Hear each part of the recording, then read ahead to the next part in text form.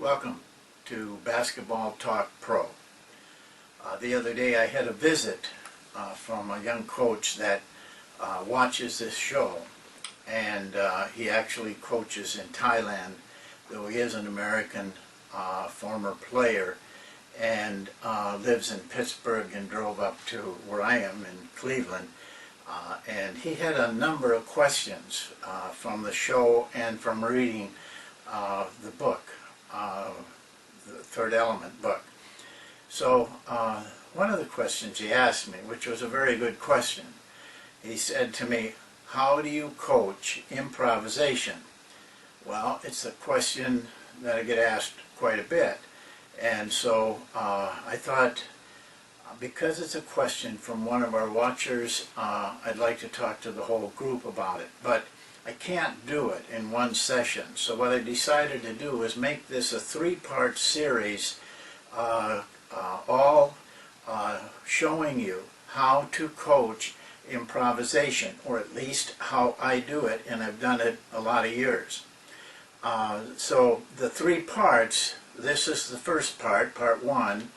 The second part will come out on Thursday, October 3rd, and the third part will come on Sunday, October 6th. Part one today is just a very elementary introduction to improvisation.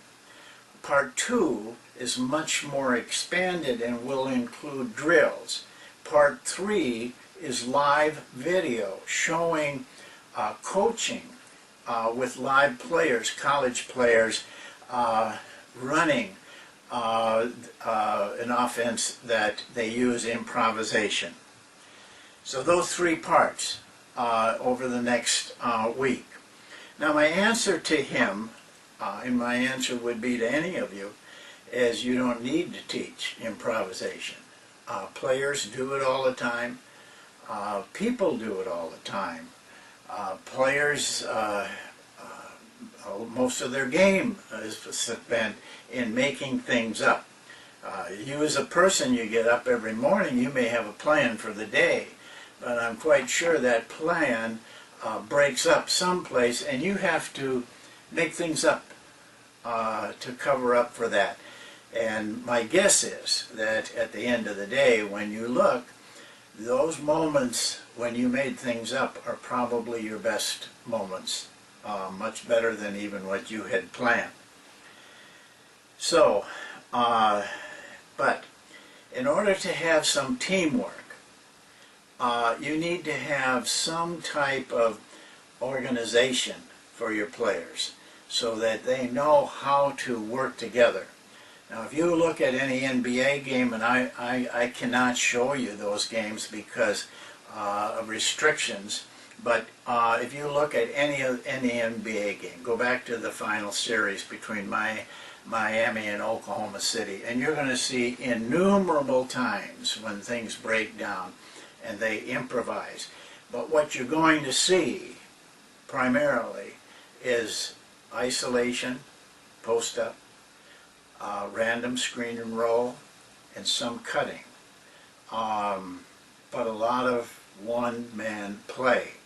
And we feel very strongly that we have to overcome that and teach our players how to do it as a team.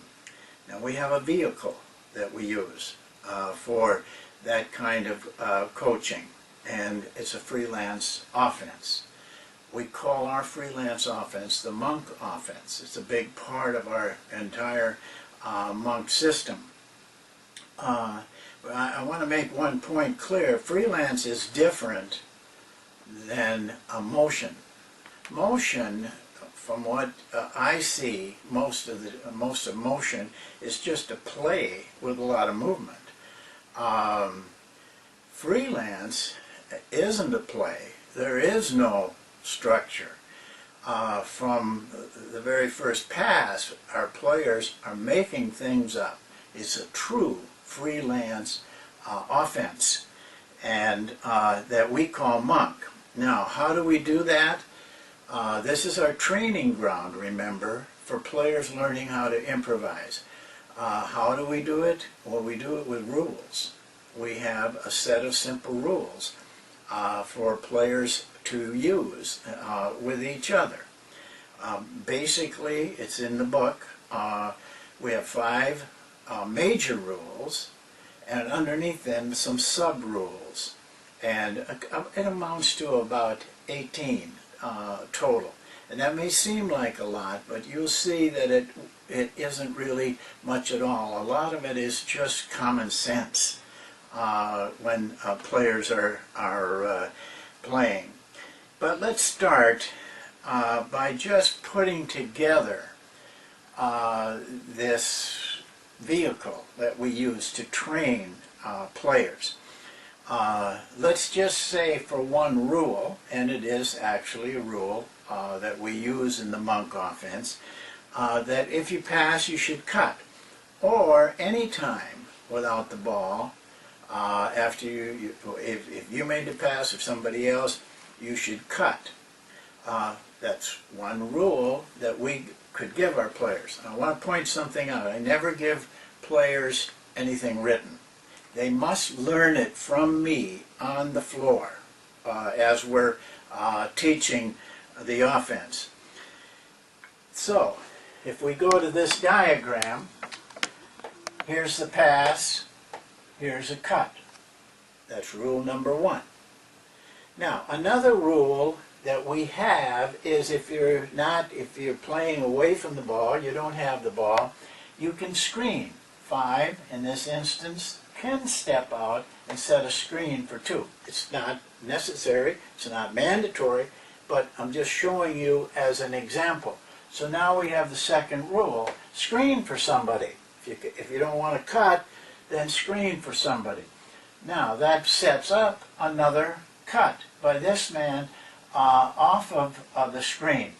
Another thing, because one of these guys might be open, another thing we tell our players, rule number 3 now, is the man with the ball must hold the ball for at least 3 counts.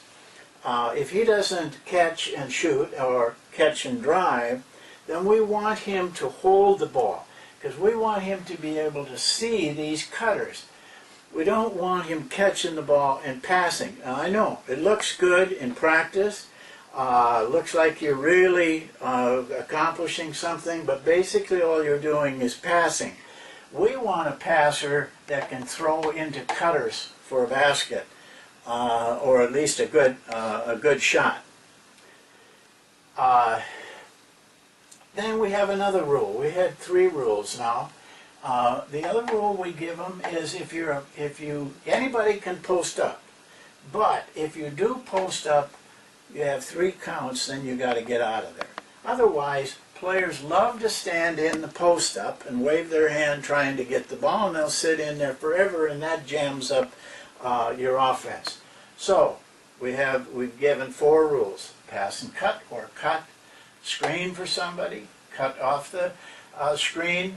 A 3rd rule is hold the ball for 3 counts. The 4th rule is post up only for 3 counts, then get out of there.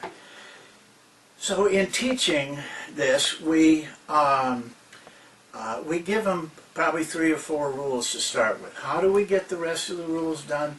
Well, you'll see in part 3 in the film how we do it. We do it as it comes up. As I see something that is a rule, I point it out to players, and that's how they learn it. And by going over and over it again, we eventually get to the point where they know all 18 of those rules, and then we get to the point where they become instinctive. Let me point something out. This is what you'd see in the NBA. Pass, space. Love that. They love the word spacing. The space, going one-on-one. But look at here. Look where their defensive men are. Approximately. When you stop, the defense stops. What is hard about getting in those positions? Now you're putting that man, and he's got to try to beat literally five men. Now compare that, and look at, you got 3 guys out here do nothing. 4 guys. That is not basketball. Basketball is a team game. Look at this. Look at this. And you're teaching individuals at the same time how to improvise. Now, all of these segments, always, we keep up on our website for 2 days, sometimes 3. If they're not up there, they're in archives. So if you miss a segment, part 2, you missed part 2, you can always go back to it and watch it. And I do want to point out that this week, by this weekend, we're hoping to publish Volume 3. I have to look it over. It has to be proofed a little bit more, but we're on the last phase of publishing it, and it should be available, if not by the end of this week, the early part of next week. That's it for today. I'm looking forward to having you back for Part 2 and Part 3, because this is a very important series of lessons. Thank you.